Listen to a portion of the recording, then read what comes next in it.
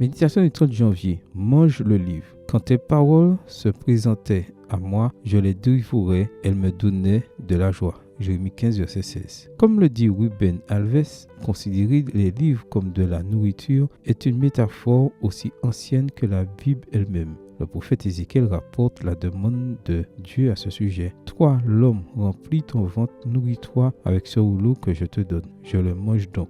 De ma bouche, il est doux comme du miel. Ézéchiel 3, verset 3. Dans Apocalypse 10, des siècles plus tard, une proposition similaire a été faite au prophète Jean. Tout comme un repas doit être beau, savoureux et odorant, un bon livre satisfait les sens et nourrit l'âme. Il faut donc bien en mâcher le contenu, c'est-à-dire méditer sur ce que l'on lit. Ce conseil s'applique tout particulièrement à l'étude de la Bible, le livre qui forme les cœurs. Il est intéressant de noter que le mot hébreu, hagar, traduit plusieurs fois dans l'Ancien Testament par méditer, apparaît dans Ésaïe 31, verset 4, dans le contexte d'un lion rugissant sur sa proie. Comme nous le savons, un lion n'avale pas sa proie immédiatement, mais passe un long moment penché sur elle, la méditant, avec délectation. Pour digérer sa nourriture, il utilise ses dents, sa langue, son estomac et ses intestins. C'est ainsi que la Bible doit être lue. Nous devons la mâcher. Cette analogie me rappelle l'histoire de Gilbert McPherson, un jeune homme victime d'une explosion dans une carrière africaine. Les médecins ont réussi à lui sauver la vie, mais il est resté sans bras et complètement aveugle. La plus grande frustration du garçon a été de ne plus pouvoir lire la Bible tout seul et de devoir toujours compter sur les autres. Un jour,